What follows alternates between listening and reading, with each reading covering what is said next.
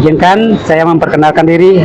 Nama saya Imade Swasta, mahasiswa dari LPTK IHHN Ukuturan di Singaraja, Bali. Pada kesempatan hari ini saya akan melaksanakan tugas uji kerja tukin untuk pengambilan teks video praktek pengajaran di sekolah. Atas apresiasi dari pihak sekolah, saya juga mengucapkan terima kasih untuk kelancaran acara yang akan saya lakukan. Terima kasih. Memberi salam. Selamat pagi, Pak. Pagi semuanya. Anak-anak, gimana kabarnya semuanya? Baik. Sehat ya? Semuanya sehat ya, karena hari ini akan kita melaksanakan pembelajaran materi Kepunarbawa. Mungkin biar semuanya bisa masuk dengan baik ke diri kita atau pemahaman kita. Coba Yopan, sebelum kita mulai bisa dipimpin untuk doa. Ya, kita doa dulu. Sebelum memulai pembelajaran pada hari ini, alangkah baiknya kita berdoa terlebih dahulu. Santi. Om. Oke, terima kasih sudah memimpin doa. Aturkan tangan dari umat ya. Kita mengaturkan tangan dari umat mulai. Om Swastiastu. Oke, baik. Bapak akan mau langsung ke meyakini ada Punarbawa. Nah, Punarbawa di sini bagian dari Pancasada ya, merupakan bagian keempat. Pancasada ada 5. Itu Brahman, yakin terhadap Brahman. Kedua, yakin terhadap Atman. Ketiga, Karmapala. Keempat, Punarbawa. Dan kelima, Moksa. Itu tujuan yang paling tinggi dalam ajaran kita. Nah, sebelumnya mungkin anak-anak merasakan tentang Punarbawa itu adalah dari karma. Karma itu tahu Karmapala? Karmapala adalah hasil perbuatan diri kita. Setiap kita menjalani aktivitas itu sudah disebut berkarma. Nah, nanti ada kolaborasi antara karma menuju moksa, yang terakhir adalah tujuan agama Hindu kita itu adalah moksa. Nah, itu akan terkendala, karma kita itu akan membawa kita mengalami proses Punarbawa itu sendiri. Jadi lahir, hidup, mati, terus begitu prosesnya. Nah, dari kata Punarbawa di situ ada pohon mangga itu yang berbuah banyak. Itu sebenarnya dia bagus nasibnya. Perbuatannya dengan menghasilkan apa? Buah yang banyak, lebat, bermanfaat bagi kehidupan manusia. Kan ada pohon mangga tapi tidak berbuah, pasti ditebang. Nah, itu kadang-kadang itu masih dalam proses itu. Kayak di situ banyak juga di tanaman toga. Nah, oke, lanjut. Lahir, hidup, mati berulang-ulang itu. Nah, itu ada catur bekal namanya Utpeti Setiti Pralino. Kalau bahasa Hindunya, Utpeti itu lahir, Setiti itu hidup, Pralino itu kembali. Kembali artinya atau meninggal, mati. Karena sudah dilebur. Kembali itu prosesnya tetap lahir, hidup, mati. Di dalamnya ada sakit, ada sengsara, ada duka. Nah, itu ya. Oke, lanjut. Di dalam proses keadaan terjadinya Punarbawa ada 3 triloka: bur, buah, swah. Alam bawah, bur, alam buah, tengah, swah, alam atas. Bur, buah, swah. Itu kejadiannya akan seperti itu. Dari bawah ke tengah-tengah, terus ke atas. Kalau manusia itu bisa selama hidupnya berbuat baik, positif kepada umat, kepada makhluk hidup, apalagi sembahyang kepada Tuhannya, kemungkinan dia akan naik level menjadi dewa alam swah. Itu ya. Oke, lanjut. Nah, hubungan Punarbawa dengan Pancasada. Nah, itu Bapak sudah jelaskan tadi.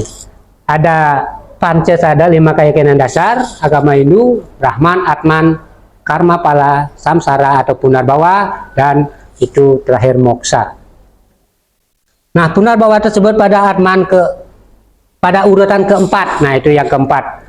Itu di tengah-tengah antara Karmapala, Punarbawa, dan moksa. Kalau kenapa di tengah-tengah? Nah, kalau karma kita akan baik, Punarbawanya akan memberikan tempat yang bagus juga. Apakah suci tempatnya, apakah nyaman tempatnya. Kalau terus berbuat baik, kalau sudah di Punarbawa baik-baik terus, nah dia akan melepel ke atas, moksa. Jadi moksa itu bersatunya Atman dengan Brahman kembali. Kalau sudah terus baik, dinilai oleh sang Suratma yang dewa yang menandai, oh checklist, wah ini orangnya nggak pernah hadir, oh, orang ini nggak pernah ini. Nah itu. Oke. Terus dampak moral dan spiritual dari Punarbawa itu sendiri. Nah, seseorang terdorong untuk melakukan perbuatan baik agar karma baik dan wujud kelahirannya kembali lebih baik. Nah, itu yang dimaksud tadi Bapak. Selalu berbuat baik, ingin berbuat baik, dan tetap berbuat baik. Itu akan membuat level kita akan naik. Itu tidak salah, mungkin perbedaannya sedikit. Kayak anak-anak belajar dari SD, TK, ETK, SD, SMP, SMA, perguruan tinggi. Terus levelnya naik itu ya. Nah itu kalau jenjangnya itu diterapkan atau dilakukan. Mungkin itu seperti itu ya. Kalau baik terus baik akan menjadi sempurna lah. Oke. Nah, kesadaran bahwa tindakan sekarang punya konsekuensi di masa yang akan datang. Anak-anak sadar nggak sekarang ini? Sadar nggak yang mana baik, yang mana buruk? Nah, kesadaran itulah yang akan membuat nanti anak-anak semuanya ini meraih apa yang dicita-citakan. Apakah sekarang sadar, oh saya harus belajar terus giat, nanti prestasinya udah siap menunggu. Itu kesadarannya itu. Kalau kita sudah sadar untuk berbuat baik, maka hasilnya pun sudah siap dari sebelum kita sadar sebenarnya. Oke. Nah, kita sinambi, mumpung kalian sadar juga berkesadaran, Bapak sih selalu ya berharap baik. Ada teman sakit, maka kita doakan segera sembuh. Kalau belum sempat jenguk, doakan semoga cepat sembuh. Nanti kalau ada kesempatan kita jenguk. Oke, lanjut ke materi ya. Upaya melepas keterikatan duniawi dan mengurangi keinginan agar mencapai moksa. Itu kesadaran itu sebenarnya sudah merupakan upaya untuk melepaskan keterikatan kita dari duniawi ini. Bapak sih maklum aja, namanya kehidupan manusia itu tidak lepas dari nafsu, ego. Itu semuanya ada di sini. Tapi itu kalau kita sadar, itu kita batasi, kurangi. Ya, dan rubah atau lebur yang tidak baik menjadi baik untuk mencari apa tujuan tertinggi atau moksa itu sendiri. Oke, mungkin dari pemahaman apa yang Bapak sampaikan bisa dipahami ya, sedikit-sedikit nanti akan berkolaborasi di dalam menjalani kehidupan ini. Nah, ini Bapak secara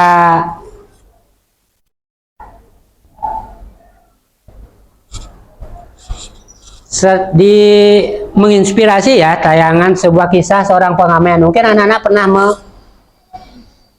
tolong disimak sedikit lagi, ini sudah penutupan. Coba dipahami, dihayati tadi apa yang ditayangkan, masuk ke pikiran anak-anak dalam pemahaman, nanti jelaskan di dalam bentuk konsepnya nanti,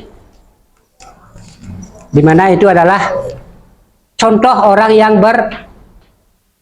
berkarma baik, seorang pengamen yang diberikan kebaikan juga merasakan apa? Keberuntungan juga si tukang ojek. Terus yang merasa beruntung juga akan memberikan sedekah. Yang merasa beruntung itu yang merasa, waduh Pak, saya syukur sudah punya momongan. Nah itu kan dia akan memberikan sedekah kepada orang. Itu sedekah itu tidak akan ke tukang ojek lagi, jadi ke orang yang berbuat baik sebelumnya. Itu kan siklus ya, paham kan? Nah, keberuntungan itu sudah selalu, kalau kita mau berbuat baik dulu, hasilnya sudah menunggu. Itu yang punya momong itu merasa harus bersedekah. Biasanya orang, mungkin anak-anak ngasih tukang pengamen tuh, nih gopek aja udah besar. Nah itu misalnya, udah syukur kita ngasih kan gitu. Nah itu karena tidak ada keberuntungan di sini. Kalau yang sudah merasa keberuntungannya, dia mengasih 50.000 itu misalnya. Yang tadinya dompet ada 10.000 berubah menjadi 50.000. Gimana? Karma baik itu bagus nggak? Hasilnya pasti ada. Ya.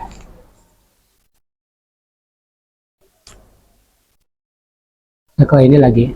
Nah, refleksi pribadi dan komitmen.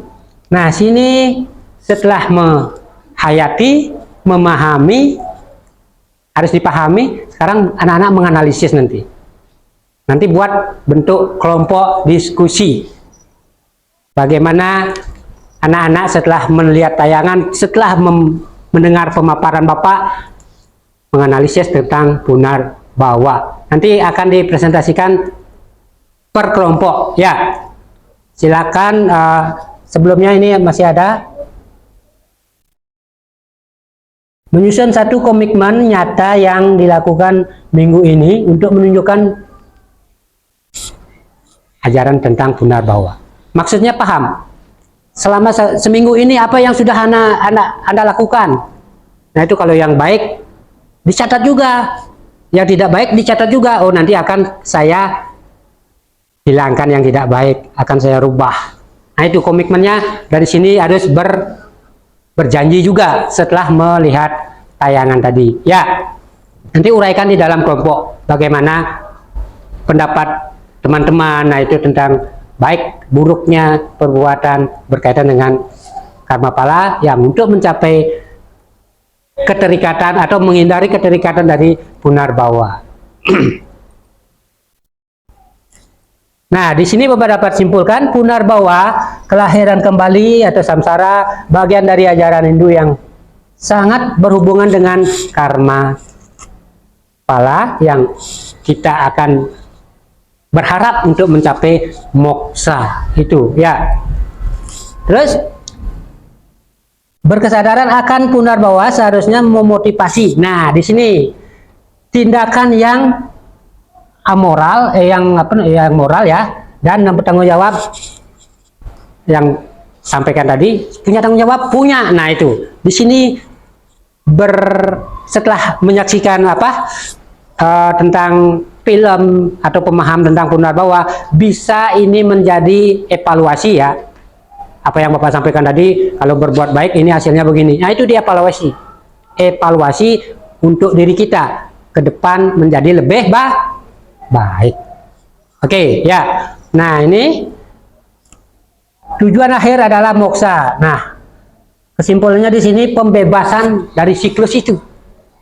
Mungkin anak-anak mau bebas dari siklus ini? Ada yang punya keinginan untuk bebas dari siklus ini? Mungkin yang merasa senang, oh saya senang aja di sini Pak. Saya belum mau ke sana. Nah, itu naluri manusiawi. Sedangkan ada yang merasa saya kok susah terus ya, oh saya pingin bebas dari penderitaan ini. Tapi jalannya ada yang salah, ada yang gantung diri, ada yang bunuh diri, ada yang menceburkan diri kemana, itu salah jalannya.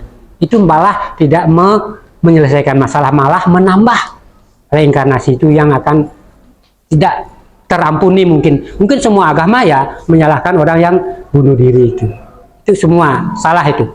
Nah itu maksudnya evaluasi itu untuk kebaikan ya. Nah nanti dijelaskan dalam kerja kelompok kalian. Nah pertanyaan atau diskusi. Nah mungkin anak-anak ada yang mau bertanya tentang punar bawa itu, silakan angkat tangan kalau ada. Bagaimana kita bisa memastikan tindakan kita sekarang tidak memberi beban karma negatif di masa depan. Nah itu, kesadaran itu kuncinya. Bagaimana caranya? Harus sadar, oh saya harus berbuat baik, menolong orang yang membutuhkan. Itu jangan salah, menolong orang yang tidak membutuhkan, nanti dikira kita menghina atau kamu sok punya kamu. Nah itu tanggapannya biasanya seperti itu. Ya, kalau sudah orang ada yang begini, nah itu harus tangan kita ke bawah. Oke. Nah ini ada sedikit sebelum kita ini, mari kita hening sejenak sambil kita mendengarkan sebuah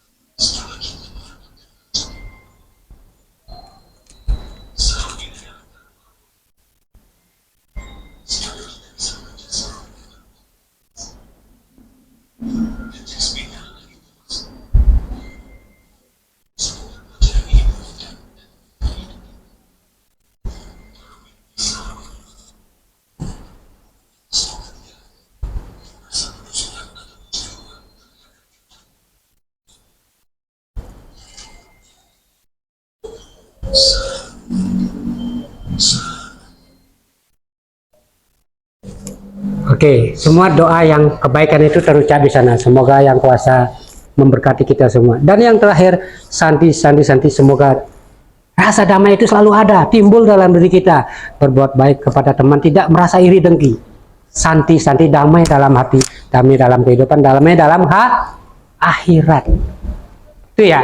Oke, nah mungkin sudah. Oke. Ini penutup Om Santi. Terus ada sedikit pantun. Ya. Mungkin Bapak bisa baca pantunnya, mungkin anak-anak bilang cakep aja ya. Belum. Udah penasaran banget ini. Oke, pantun penutup. Burung di irian yang terkenal candrawasih. Ya, cukup sekian dan terima kasih. Oke, dalam pemaparan Bapak sudah cukup. Sekarang silakan buka diskusi. Bagi 3 kelompok ya. Oke, di tengah-tengah aja biar tidak jauh-jauh. 3 kelompok tentang membahas tentang tadi. Berkesadaran diri kita, nanti presentasikan cukup 5 menit. 1 orang boleh.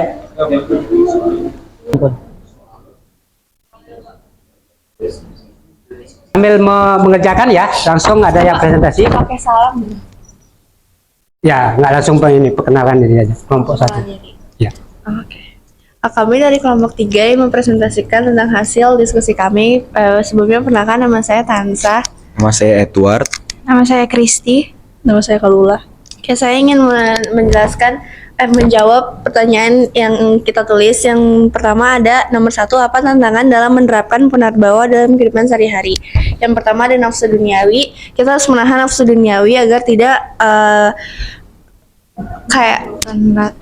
tidak menimbulkan rasa keinginan yang menyebabkan penderitaan mungkin ketika keinginan kita belum tercapai. Benar. Terus yang kedua ada ketidaksadaran akan adanya punarbawa. Seringkali kita tuh nggak sadar kalau misalnya kita lagi menjalani punarbawa, apalagi kalau misalnya kita lagi ngomongin orang, itu kan tindakan yang kurang baik. Jadi itu akan bikin kita tuh jadi kayak merasakan karmanya. Terus yang kedua ada bagaimana kita bisa memastikan tindakan kita sekarang tidak memberi beban karma negatif di masa depan, yaitu ada kesadaran serta perenungan sebelum bertindak. Karena kalau misalnya kita asal bertindak, kita tuh nggak tahu nanti kedepannya bakal kayak gimana dan bakal jadi apa gitu. Ya, cukup sekian, terima kasih. Oke, tepuk tangan untuk kelompok 3 ya. Oke, terima kasih anak-anak. Sudah berakhir pelajaran sampai di sini. Bapak mengharapkan untuk pembelajaran di rumah lagi menurut mengenai tugas, nanti LKPD-nya silakan dikumpul minggu depan ya.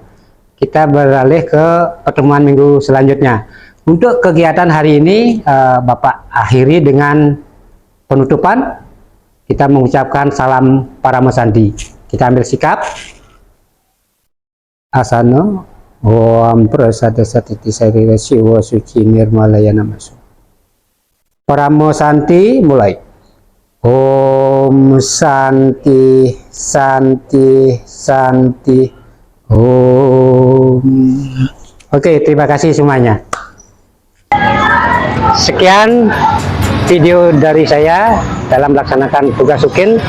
Terakhir saya mengucapkan terima kasih dari semua pihak yang sudah memfasilitasi dan membimbing saya dalam melaksanakan tugas ini. Saya tutup dengan Paramesanti. Om Santi Santi Om.